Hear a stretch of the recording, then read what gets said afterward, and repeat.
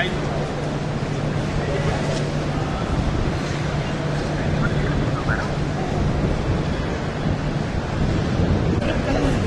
ಈಗ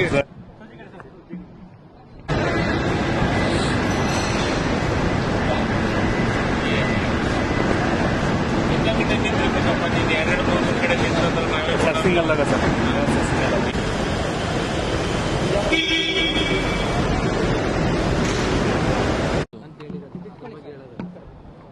ಸರ್, ಈಗ ಮುಖ್ಯಮಂತ್ರಿಗಳು ಆಫೀಸಿಂದ ನನ್ನ ಆಫೀಸಿಗೆ ಮೆಸೇಜ್ ಬಂದಿದೆ. ನಾಳೆ 9 ಗಂಟೆಗೆ ಬ್ರೇಕ್ಫಾಸ್ಟ್ಗೆ ಕರೆದಿದ್ದಾರೆ. ಬ್ರೇಕ್ಫಾಸ್ಟ್ಗೆ ಹೋಗ್ತೀನಿ. ಇವತ್ತು ಸಂಜೆ ಆಗಲಿ ನಾಳೆ ಆಗಲಿ ಸಿದ್ದರಾಮಯ್ಯ ರಾಜೀನಾಮೆ ಕೊಡ್ತಾರೆ ಅಂತ ಹೇಳ್ತಿದ್ದಾರೆ. ಯಾರು ಹೇಳಿದರು? ಚರ್ಚೆ ನಡೀತಿದೆ. ಚರ್ಚೆ ಅಷ್ಟೇ, ಅದು ಚರ್ಚೆ. ಅದು ಅದ್ರ ಬಗ್ಗೆ ಯಾರೂ ಮಾತಾಡಿಲ್ಲ, ನನಗೂ ಗೊತ್ತಿಲ್ಲ.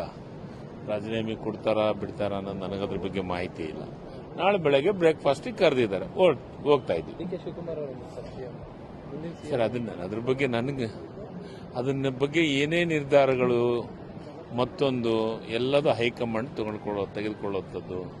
ನಾವು ಆ ವಿಚಾರವನ್ನು ಚರ್ಚೆ ಮಾಡೋಂಥ ಪ್ರಶ್ನೆ ಇಲ್ಲ. ವಿಸ್ತರಣೆ ಆಗುತ್ತಾ ಸರ್? ಸಚಿವ ಸಂಪುಟ ವಿಸ್ತರಣೆ ಆಗುತ್ತಾ ಸರ್? ನಾನು ಅದನ್ನೇ ಹೇಳ್ತಾ ಇದ್ದೀನಿ. ಸಚಿವ ಸಂಪುಟ ವಿಸ್ತರಣೆಯಿಂದ ಹಿಡ್ಕೊಂಡು ಯಾವುದೇ ನಿರ್ಧಾರ ಆಗಬೇಕು ಅಂದರೆ ಅದು ಹೈಕಮಾಂಡ್ ಮಾತ್ರ ನಿರ್ಧಾರ ತೆಗೆದುಕೊಳ್ಳೋದು. ಅದು ಯಾರ ಕೈಯಲ್ಲಿ ಇರಲಾರ್ದಂಥ ಸಬ್ಜೆಕ್ಟು.